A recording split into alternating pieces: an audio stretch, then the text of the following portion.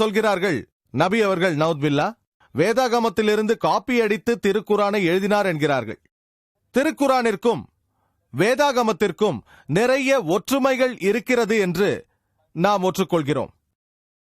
திருக்குரானிற்கும் வேதாகமத்திற்கும் ஒற்றுமை இருப்பதால் மட்டும் திருக்குரான் வேதாகமத்திலிருந்து காப்பி அடிக்கப்பட்டதாக ஆகிவிடாது. இவ்விரு நூல்களின் மூலம் ஒன்றாக இருக்க வாய்ப்பிருக்கிறது. எல்லா இறை செய்திகளின் மூலமும் ஒரே உண்மையான எல்லாம் வல்ல இறைவன் தான் என்று நாம் அறிவோம். ஒருவேளை மாணவர் ஏ ஒரு பரீட்சையில் அறிவியல் புத்தகத்திலிருந்து காப்பி அடிக்கிறார் என்று வைத்துக் கொள்வோம். மாணவர் பியும் அதே புத்தகத்திலிருந்து காப்பி அடிக்கிறார். அதனால் ஏவிடமிருந்து பியோ பியிடமிருந்து ஏவோ காப்பி எடுத்ததாக ஆகிவிடாது. இருவருமே உண்மையான மூலம் அறிவியல் புத்தகத்திலிருந்து காப்பி எடுத்திருக்கிறார்கள். அதே போல் அனைத்து இறை செய்திகளின் மூலமும் எல்லாம் வல்ல இறைவன் மட்டும்தான்.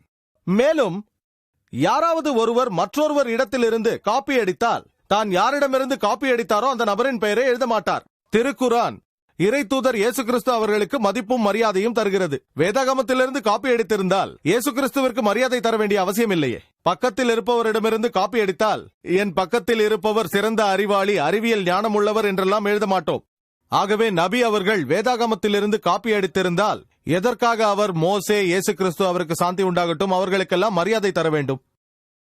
ஒரே மாதிரியான குறிப்புகள் இருப்பதனால் வேதாகமத்திலிருந்து திருக்குரான் காப்பி அடிக்கப்பட்டது என்று நாம் சொன்னால், பழைய ஏற்பாட்டிற்கும் புதிய ஏற்பாட்டிற்கும் நிறைய ஒற்றுமைகள் இருப்பதனால் இயேசு கிறிஸ்து நவுத்பில்லா பழைய ஏற்பாட்டிலிருந்து காப்பி அடித்தார் என்று சொல்ல முடியுமா? இரண்டிற்கும் ஒரே மூலம் இருப்பதுதான் காரணம் என்றும் அது எல்லாம் வல்ல இறைவன் தான் என்றும் நாம் அனைவரும் அறிவோம். நம்ம எல்லோருக்கும் தெரியும், திருக்குரானில் 4 வேதங்களை பற்றி கூறப்பட்டுள்ளது. தோரா, ஜபூர், இஞ்சில் மற்றும் குரான். தோரா என்ற வகி இறை செய்தி மோசே அவருக்கு சாந்தி உண்டாகட்டும் அவருக்கு வழங்கப்பட்டது. ஜபூர் என்ற இறை செய்தி தாவீது அவருக்கு சாந்தி உண்டாகட்டும் அவருக்கு வழங்கப்பட்டது. இஞ்சில் என்ற இறை செய்தி இயேசு கிறிஸ்து அவருக்கு சாந்தி உண்டாகட்டும் வழங்கப்பட்டது. கடைசி இறை செய்தியான திருக்குரான் கடைசி இறை தூதரான நபி அவர்களுக்கு சாந்தி உண்டாகட்டும் அவருக்கு வழங்கப்பட்டது.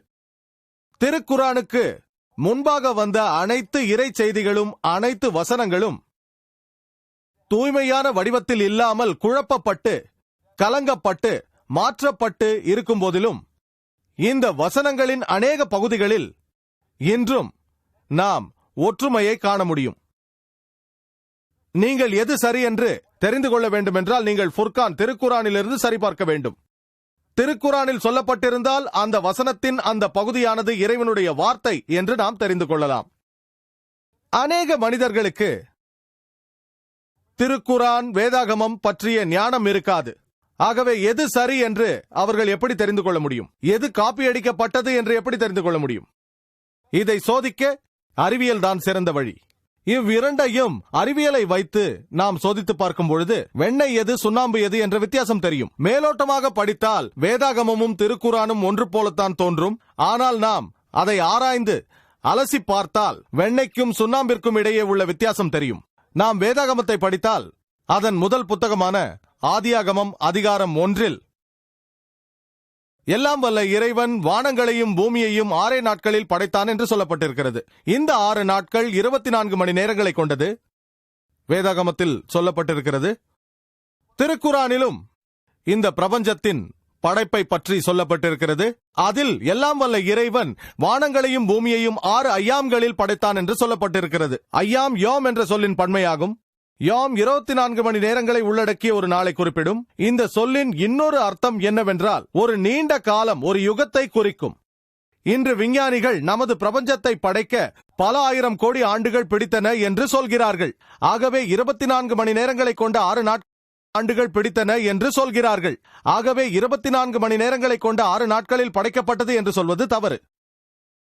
ஆனால் 6 ஐயாம்களில் படைக்கப்பட்டது என்று திருக்குரானில் சொல்லப்பட்டிருப்பதை விஞ்ஞானிகள் யாரும் எதிர்க்கவில்லை. 6 நீண்ட காலங்கள் 24 மணி நேரம் என்று அதில் குறிப்பிடப்படவில்லை. மேலும் வேதாகமத்தில் முதல் புத்தகமான ஆதியாகமத்தில் அதிகாரம் 1 வசனங்கள் 3 5 வரை எல்லாம் வல்ல இறைவன் பகலையும் இரவையும் முதல் நாளே படைத்து விட்டதாகவும் வெளிச்சத்தையும் முதல் நாளே படைத்ததாகவும் சொல்லப்பட்டிருக்கிறது. அதன் பிறகு ஆதியாகமம் அதிகாரம் 1 வசனங்கள் 14 19 வரையில் ஒளியின் மூலங்களான நட்சத்திரங்களும் சூரியனும் 4ஆம் நாளில் படைக்கப்பட்டதாக சொல்லப்பட்டிருக்கிறது. கற்பனை செய்து பாருங்கள், வெளிச்சம் முதல் நாளே படைக்கப்பட்டு விட்டது. வெளிச்சத்தின் மூலம் 4ஆம் நாள் படைக்கப்பட்டதாம். சூரியனும் நட்சத்திரங்களும் 4ஆம் நாள் படைக்கப்பட்டன. ஆனால் அவற்றின் வெளிச்சம் முதல் நாளே வந்துவிட்டது என்று சொல்வது அறிவுபூர்வமாக இல்லை. மூலமில்லாமல் வெளிச்சம் எங்கிருந்து வந்தது? வானங்கள் மற்றும் பூமியின் படைப்பை பற்றி திருக்குரானும் சொல்கிறது. ஆனால் விஞ்ஞான பூர்வமற்ற இந்த வரிசையில் சொல்லவில்லை. மேலும் வேதாகமத்தின் முதல் புத்தகமான ஆதியாகமத்தில் அதிகாரம் 1 வசனங்கள் 9-13 வரையில் பூமி 3ஆம் நாள் படைக்கப்பட்டதாக சொல்கிறது. ஆதியாகமம் அதிகாரம் 1 வசனங்கள் 14-19 வரையில் சூரியனும் சந்திரனும் 4ஆம் நாள் படைக்கப்பட்டதாக சொல்லப்பட்டிருக்கிறது. இன்று விஞ்ஞானத்தின் மூலம் நமக்கு தெரிய வந்துள்ளது, தாயைப் போல இருக்கும் சூரியனின் 2 பகுதிகள்தான் பூமியும் சந்திரனும் என்று தெரிய வந்துள்ளது. ஆகவே தாயைப் போல் இருக்கும் சூரியனுக்கு முன்பாக பூமி படைக்கப்பட்டு விட்டதாக சொல்வது விஞ்ஞானபூர்வமானது அல்ல. திருக்குரானும் கூட சூரியனும் சந்திரனும் வானங்களும் பூமியும் படைக்கப்பட்டதை பற்றி சொல்கிறது. ஆனால் எல்லாம் ஒரே நேரத்தில் படைக்கப்பட்டதாக சொல்கிறது. யோசித்து பாருங்கள், நபி அவர்கள் வேதாகமத்திலிருந்து காப்பி அடித்து வரிசையை மட்டும் மாற்றிவிட்டாரா? ஒரே நேரத்தில் படைக்கப்பட்டது என்று சொல்லிவிட்டாரா? மேலும் வேதாகமத்தில் ஆதியாகமம் அதிகாரம் 1 வசனங்கள் 9-13 வரை சொல்லப்பட்டிருக்கிறது. எல்லாம் வல்ல இறைவன் புல் பூண்டையும் தாவரங்களையும் 3ஆம் நாள் படைத்தார் என்று.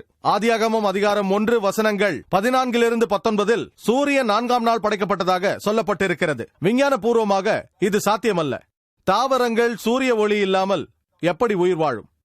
முற்றிலும் விஞ்ஞான பூர்வம் அற்றது. மேலும் வேதாகமம் சொல்கிறது, ஆதியாகமம் அதிகாரம் 1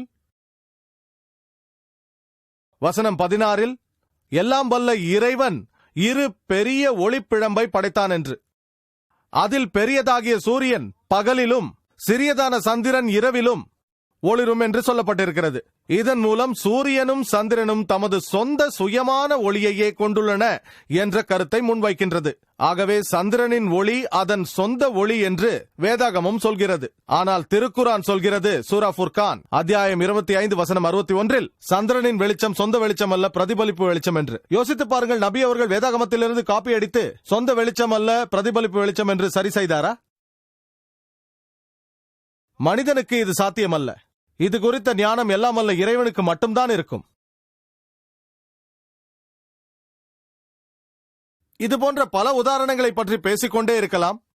ஒரு விவாதமே நடந்தது எனக்கும் டாக்டர் வில்லியம் கேம்பலுக்கும், விஞ்ஞானத்தின் ஒளியில் திருக்குரானும் பைபிளும் என்ற தலைப்பில். வேதாகமத்தில் சொல்லப்பட்டுள்ள அநேக விஞ்ஞானபூர்வம் அல்லாத விஷயங்களை பற்றி நான் அங்கே சுட்டிக்காட்டினேன். அதை பற்றி விளக்கமாக சொல்ல இங்கு நேரமில்லை. வேதாகமத்தில் அநேக விஞ்ஞானபூர்வம் அல்லாத விஷயங்கள் உள்ளன, திருக்குரானில் அப்படி இல்லை. உதாரணத்திற்கு வேதாகமத்தை பொறுத்தவரையில் ஆதாம், அவருக்கு சாந்தி உண்டாகட்டும், அவர் 5800 ஆண்டுகளுக்கு முன்பாக தோன்றியதாக சொல்லப்பட்டிருக்கிறது. ஆனால் மனித இனம் பல லட்சம் ஆண்டுகளுக்கு முன்பாகவே தோன்றிவிட்டதாக விஞ்ஞானம் சொல்கிறது. திருக்குரானும் ஆதாமை பற்றி பேசுகிறது, ஆனால் தேதியை குறிப்பிடவில்லை. மேலும் வேதாகமத்தில் ஆதியாகமம் அதிகாரங்கள் 6, 7 மற்றும் 8 நோவா காலத்தில் ஏற்பட்ட வெள்ளத்தை பற்றி சொல்லப்பட்டிருக்கிறது. இந்த மொத்த உலகமும் தண்ணீரில் மூழ்கிவிட்டதாக சொல்லப்பட்டிருக்கிறது. அதாவது நோவாவின் காலத்தில் கிட்டத்தட்ட கிமு 21-22ஆம் நூற்றாண்டில். திருக்குரானும் நோவாவை குறித்து சொல்கிறது, ஆனால் தேதியை குறிப்பிடவில்லை.